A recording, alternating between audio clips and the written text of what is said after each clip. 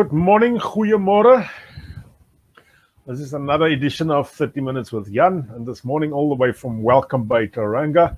A lovely 1 degree this morning down here in the Bay of Plenty.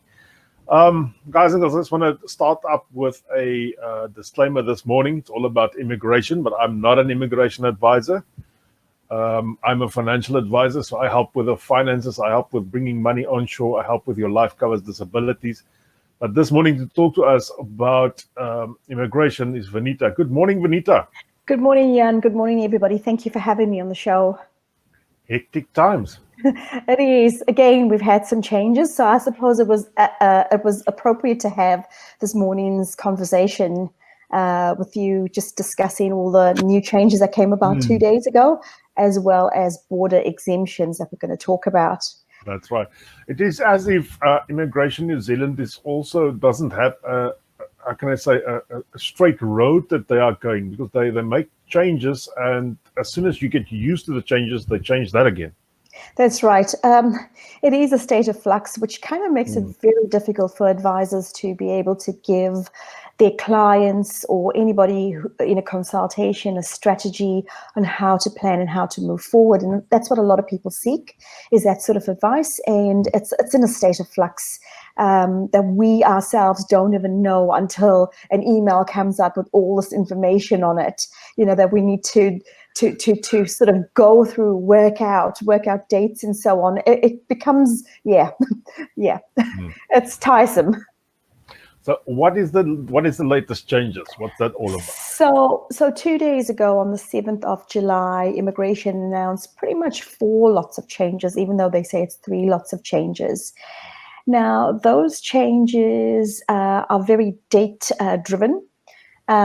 So I suppose those people that are, and it's really for anybody onshore, we're not looking at offshore people at all. And as the minister has said several times, that, for instance, people that are offshore, that's partners, children, and so on, you are not looking at coming into the country in anytime soon. You're probably looking at next year sometime. So That's unfortunately the reality of it. There's not good news actually on that. It's not. I mean, it's separated families, it's separated people and their lives and so on. And we do know that, and there is a partition, I believe, petition, not partition, petition going around about these families I signed separated. that yesterday, so. But you know what, Jan, the reality is, if you saw yesterday's news, the government and Air New Zealand have made a decision to delay New Zealanders coming into the country for 3 weeks. Yep. Now, these are New Zealanders in residence, or ordinary residents coming in. And these people have the right to come in. And they say in 3 weeks, because we don't have facilities to isolate. So partners and children, that's on the bottom of their list, to be honest. So that's pretty much where that is. So let's talk about these new changes, and they're very date specific. So please listen to the dates, because you may find yourself in that situation. So firstly, immigration made a sort of under the epidemic notice, they made a change where they said, okay, anybody whose visas, and this is any visa, expiring between the 2nd of April and the 9th of July, which is today, we will automatically extend you until the 25th of September. Okay, and that still stands. So this is anyone, children, visitors, work visas, partners, anybody. Okay. Now, the new changes have come through on the 7th of July. So what they've said is, we are going to now give work visa holders, only work visa holders, and this is like essential skills work visa holders. These are work to residence work visa holders, an additional 6 months from the date of your expiry. So if you automatically got the extension to the 25th of September, you are looking at 6 months from there, 25th of January, okay, where you've got an additional 6 months. Okay, something just on that. So that is for persons that are here in New Zealand already. Only not the guys onshore. That's right. Only onshore. So they've said, okay, we're giving you another 6 months. So this will help employers sort of, meet the labor market, be able to sort of survive, because there's not enough people, or, to train up and so on. That's right. Now, there's another date, which is today's date. So anybody who's fallen outside the date of the 9th of July, so their visas are expiring on the 10th of July, they didn't get that automatic extension or under the epidemic notice. So their visas, for instance, are expiring, say, on the 10th of July, okay, which is tomorrow. And this is only work visa holders, will get an extension for 6 months, taking you to the 10th of January. But if you have your partner and your children or whatever that may be, they don't get that automatic 6-month extension. So today's their last day to make sure that they are lawful. So if you are unsure, call immigration or check Visa View to make sure that your visas are still valid, especially for these partners. So those are important dates for those people. Okay. Now, with the 6 free months as such, where you're getting the additional 6 months, look, it works in favor for some people and it won't work in favor for other people. So, for instance, the minister said a few days ago in his video, and Jan, you may have watched this because you put this on your Facebook groups. He's pretty much stated that the landscape of the labor market is changing and will change, okay, which will make finding jobs and keeping migrants in those jobs when it comes to visa renewals quite difficult, because those employers will have to do proper labor market testing. Now, if you've noticed, the government's put a lot of money into apprenticeships and so on, and they're offering free apprenticeships to people in the regions and so on to upskill, to get into jobs. Now, if you look at the 6 months where you think, right, it's 6 months free visa, I can work for another 6 months without having to worry. Look, this is my opinion, and I'll make this disclaimer, it's my opinion, but this is where we feel it's going. What's going to happen is they're going to say to employers, we've given you 6 months to keep those migrants in jobs, but we've also given you 6 months to train up people. And those are the New Zealanders that are eligible for those apprenticeship,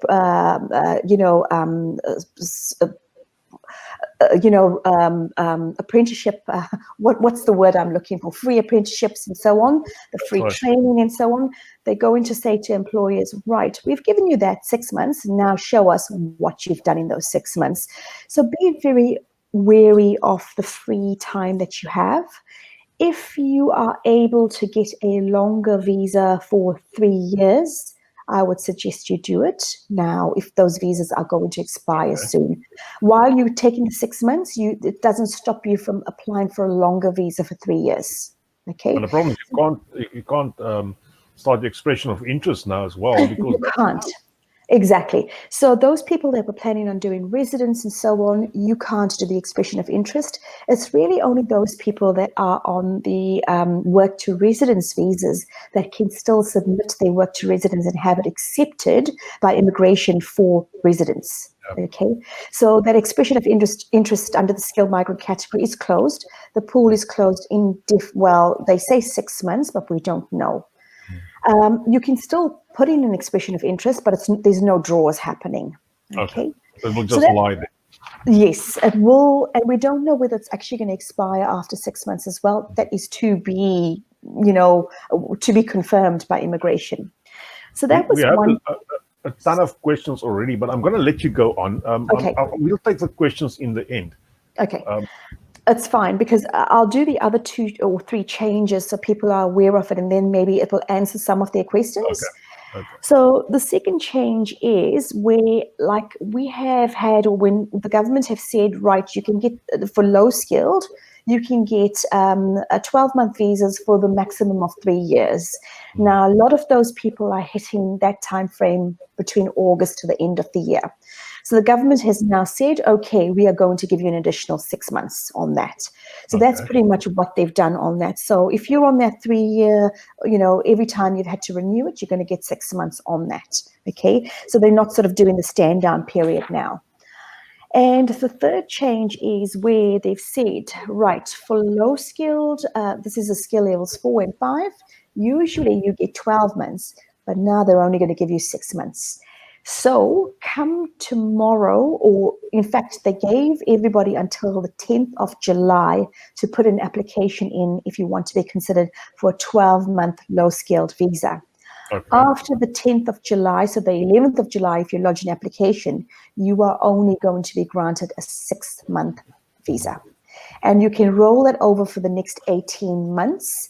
And we don't know whether there's going to be a stand-down period after that. This will take you to January 2022. That's what's going to happen. Okay.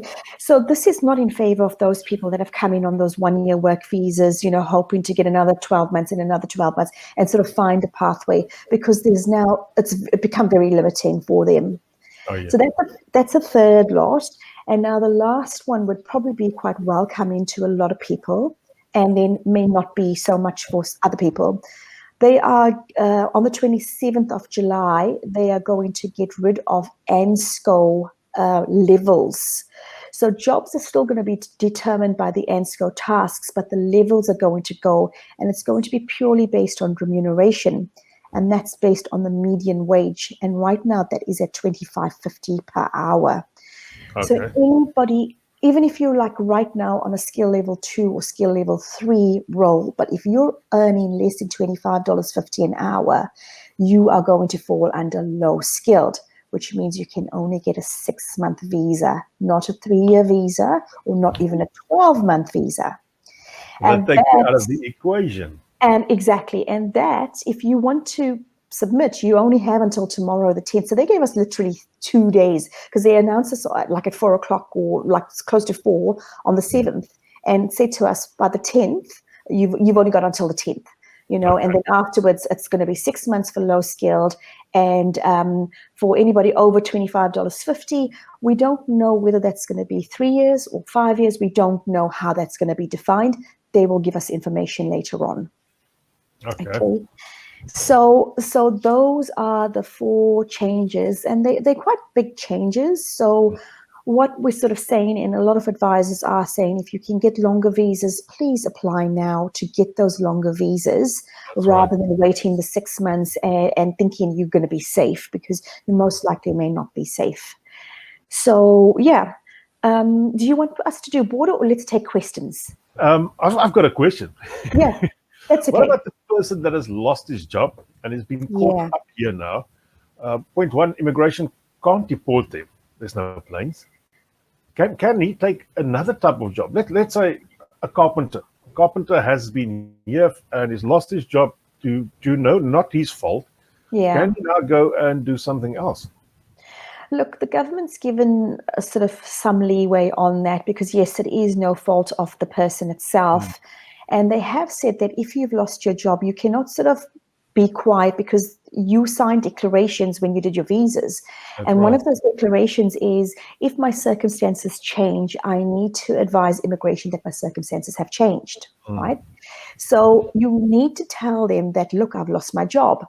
You kind of have 1 month, please don't quote me on this, to remedy your situation, to find another job. If you cannot find another job, you cannot remain on that work visa that you already have, because you're not meeting those visa conditions. That's right. You need to change your visa to, example, a visitor visa that keeps you lawful in the country. And a lot of people don't do this, and they sort of go into hiding and so on.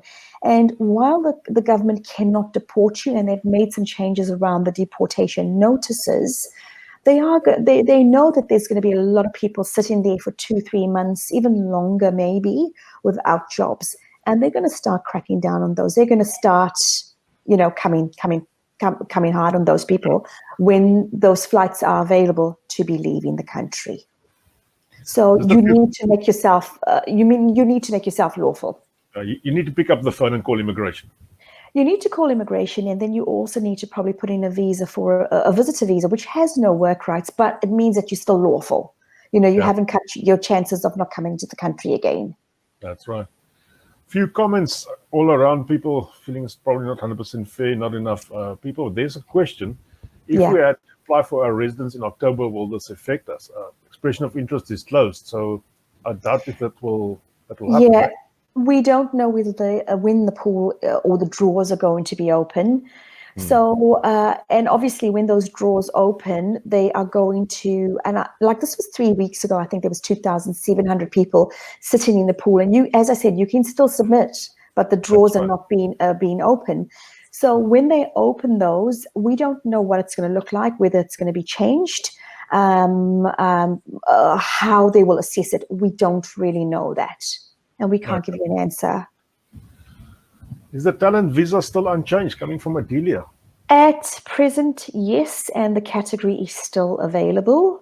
For how long, we don't know, because prior to COVID and all these issues, we knew that they were going mid of this year. Those visa categories were going to be going. But at present, they are still there and they are still available. So if you meet the criteria, then you can get the visa, absolutely. Other question, what updates are there regarding offshore visas?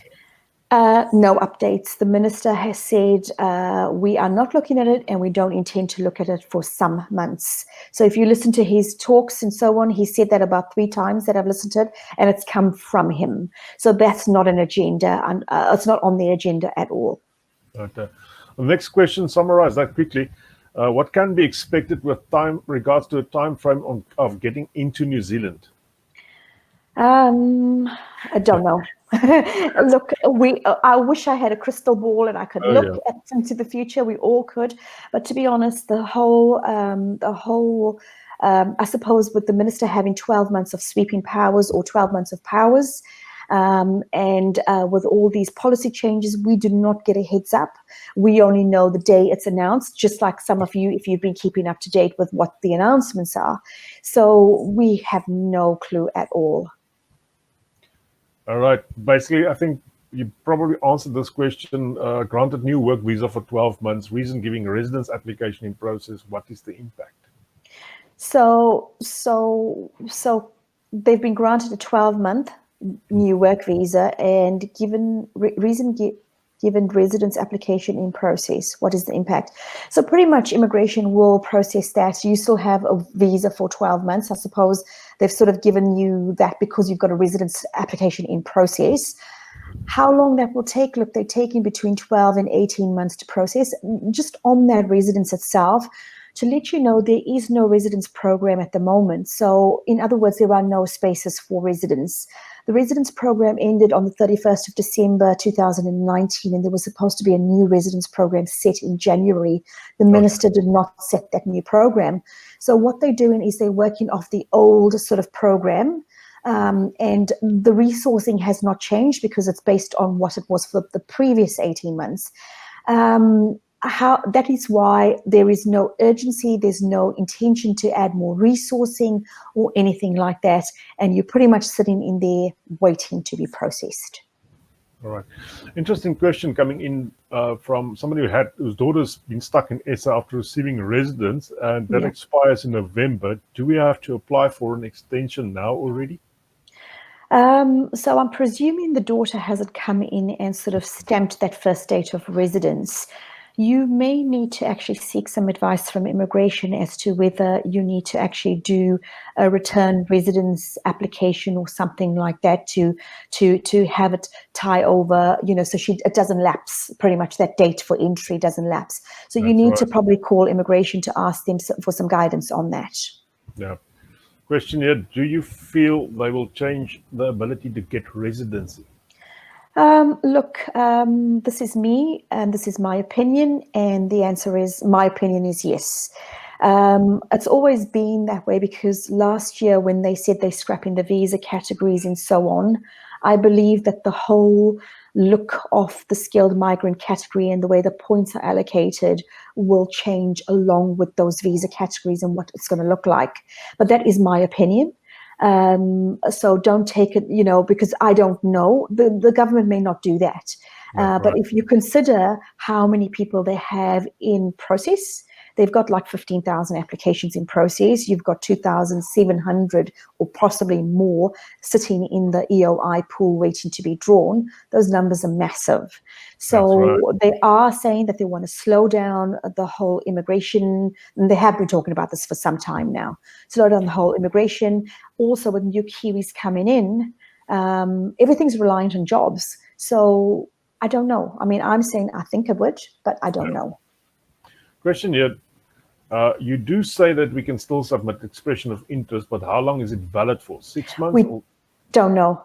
Look, actually, good question. This. Yeah. Look, usually we know it sits in the pool for 6 months and then it falls away. Okay, you've paid $530, but right now we don't know whether they are actually going to clear out the pool, with the old ones that are sitting in there, or whether they will just take from the pool. So we don't know until the minister actually decides that. Okay. A nice one. Thanks for the honesty, Vanita. Look, I get questions from people saying, look, I want to immigrate. What are the chances and so on? Right now, to be honest, and this is my opinion, there is no chance of, you've got to really postpone your plans for the next 18 to 24 months. And I think what you probably should do then is to upskill while you're still in South Africa, or maybe whichever other country you may be in, looking to come into New Zealand. Upskill, make sure that you are going to be highly skilled, because right now, with the projects that the government has listed, we are really only going to take those highly skilled people on work visas for those projects that are listed. We're probably not going to look at anybody else, because we've got enough people here already on those work visas to fill those roles, as well as returning Kiwis. Okay. Question here, will it be a waste of money to apply for the expression of interest now? Look, it's $530. Okay, if you convert that, I don't know whether it's a 10 to 1, 12 to 1, or what it is. Like I always do the 10 to 1, which is easier, $5,300, rands, sorry. I'm just thinking that, look, is it going to be a waste of money? I don't know. It's up to you. Okay.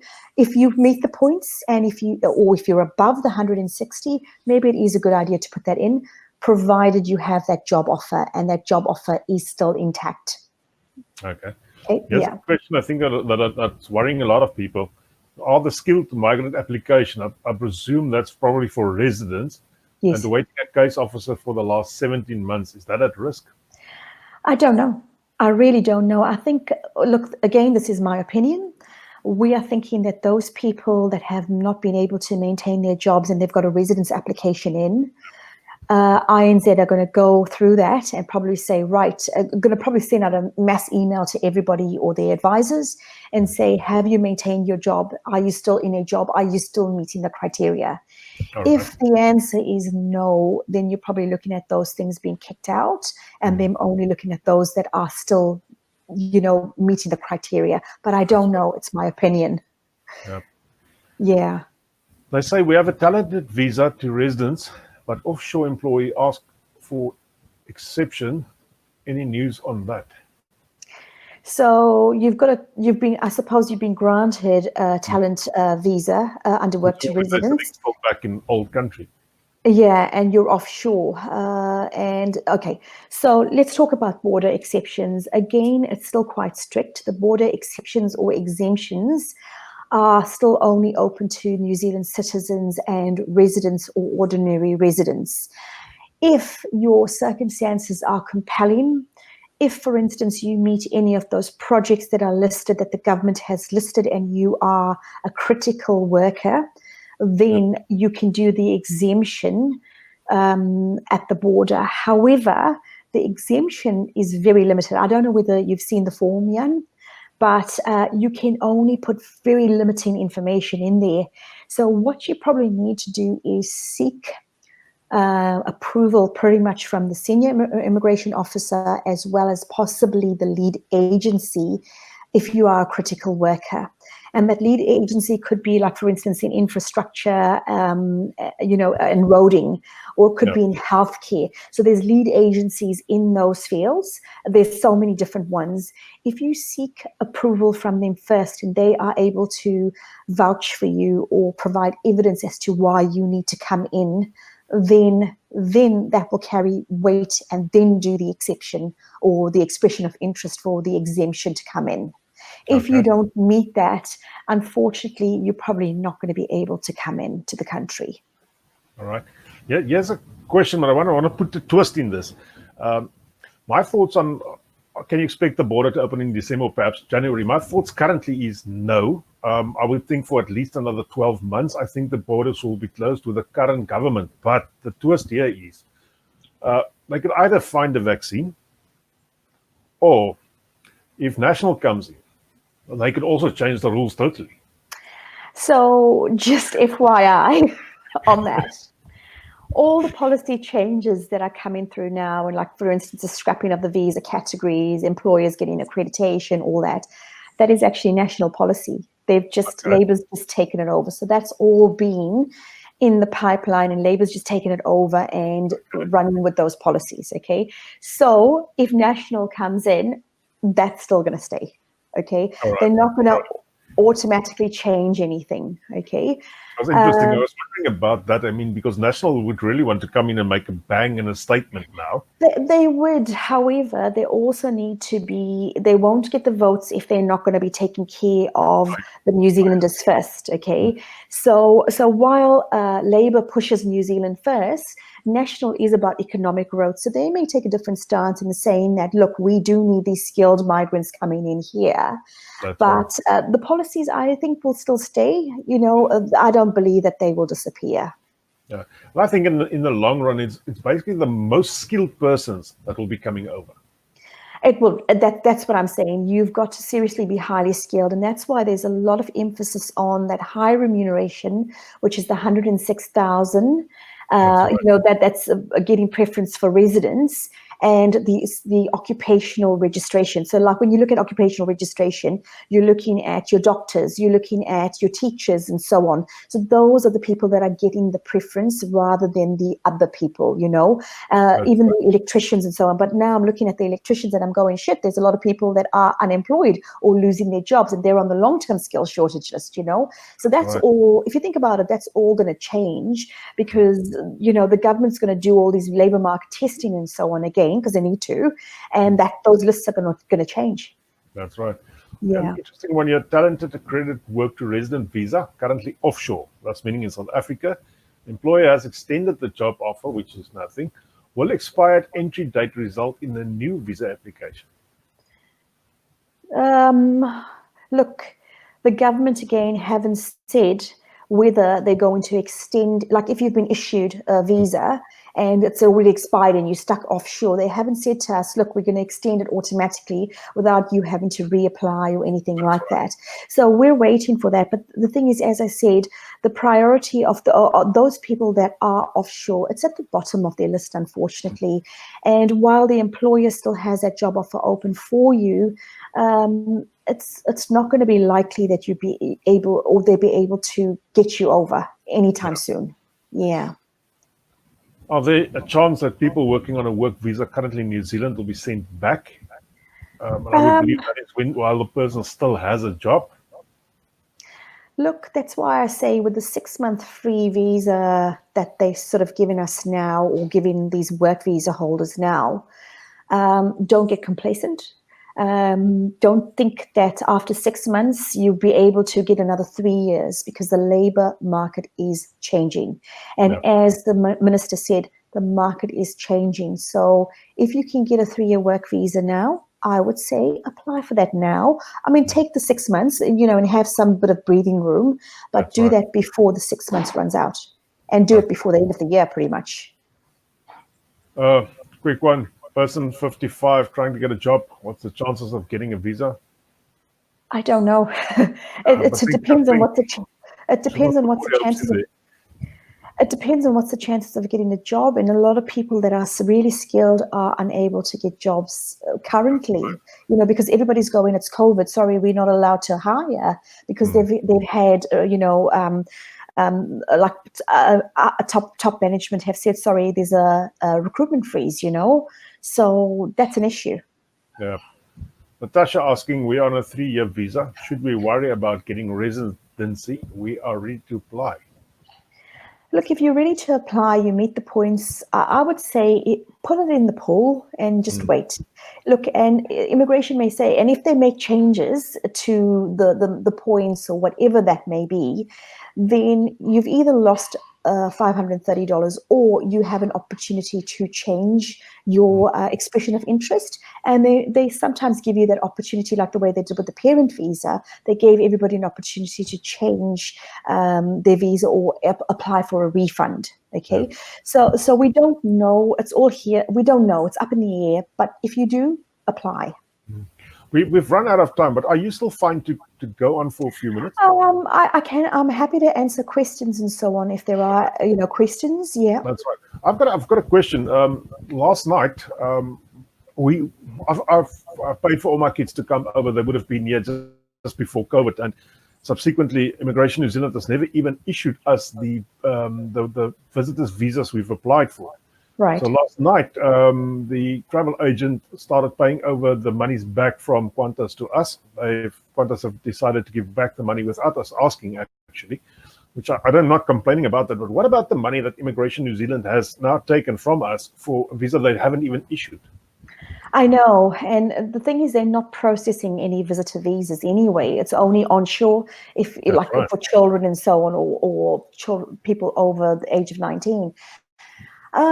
They haven't told us, and we don't know whether they would issue a refund or what they would do. They haven't indicated anything to us, so we don't know. I mean, a lot of people are sort of going, look, I've spent, this amount of money. Like, what was it, 270? Was it 211 or 270? We've got basically eight visas hanging in there. We've never even heard back from them after applying.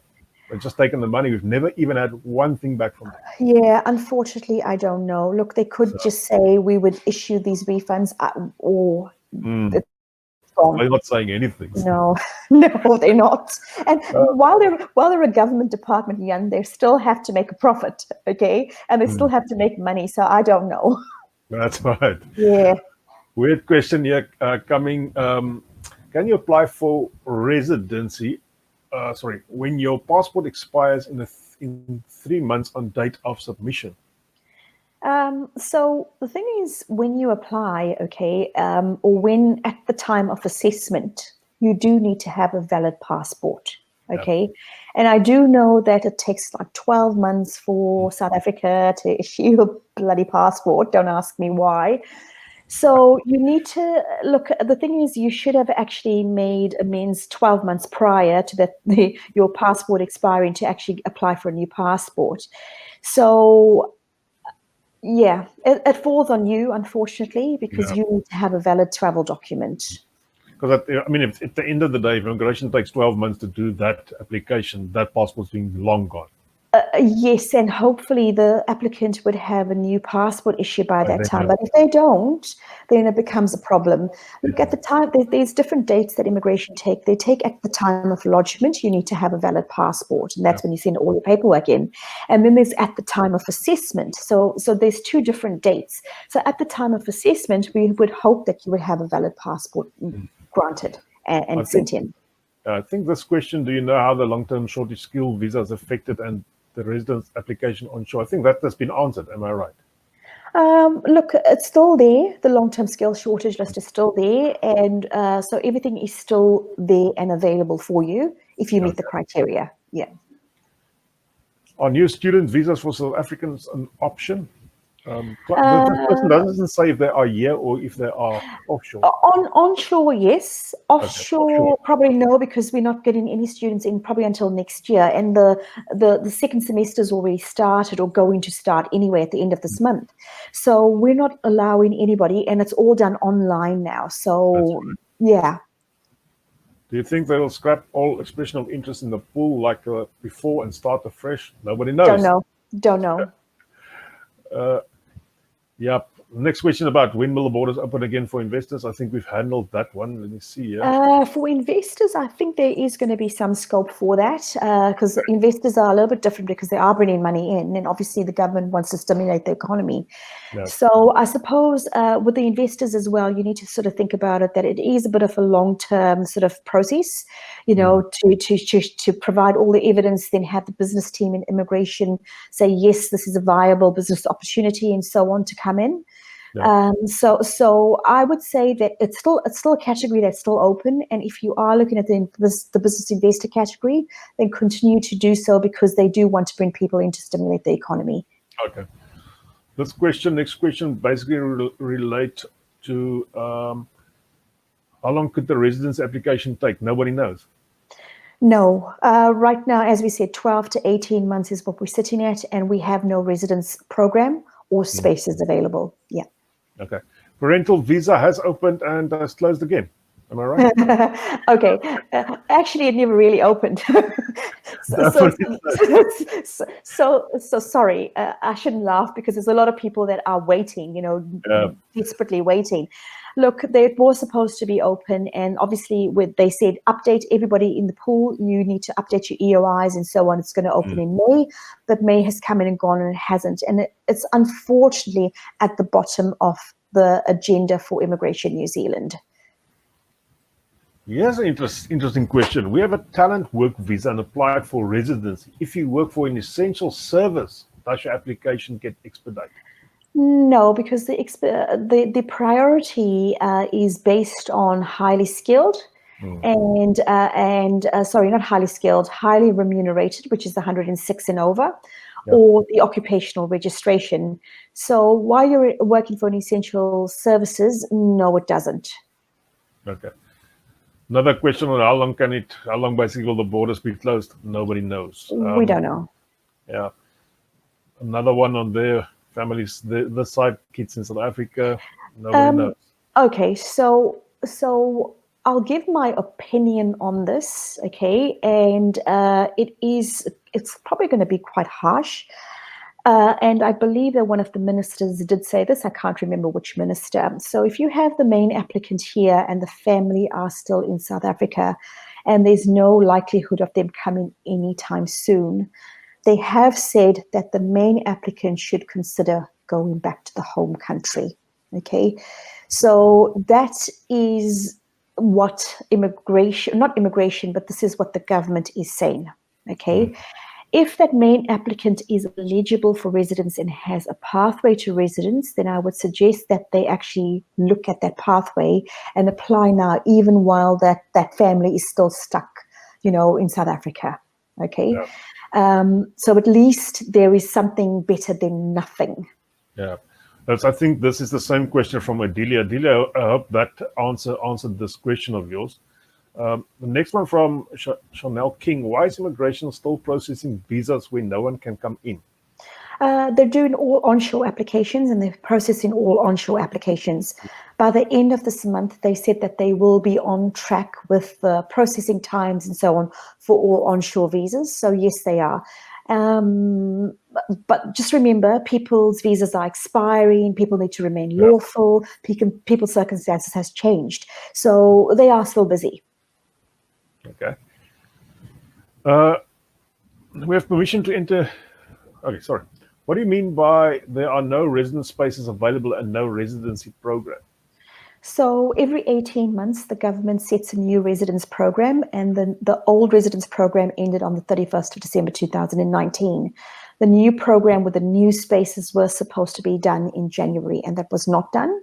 So that's what I'm saying. Yeah, there's no spaces. So that's why they go in according to the previous program. And that is, and the resourcing is exactly the way it was with the previous program. I doubt if we have an answer for this. We have permission to enter New Zealand from South Africa, but now they keep cancelling flights to enter. Why are they doing this? Don't know. Yeah, when you had, I forgot what her name was, Maritza Fanikak, yes. Yes, she was saying that while they could have flights available, you need the landing rights. Didn't she say that? That's right. Yeah. So I would say that's probably where it is, and maybe it has to do with all the spaces for the isolation as well. Yeah. So maybe that's the reason why that's And the unfortunately other thing has happening. been that the airlines aren't going to fly if there's not enough people. It's just not. They still want to make money. Yeah, that's right. Yeah. So sorry, I don't know exactly why. All right. I think this is the last question we'll take. Okay. Do you think investor visas is still an Investor option? too. Yes, it is still an option. Entrepreneur visas, no, not so much, because it's always a harder visa and it's a high decline rate. But the investor too, absolutely, because you're bringing in minimum 3.5 million. That's So right. so that is definitely an option for you.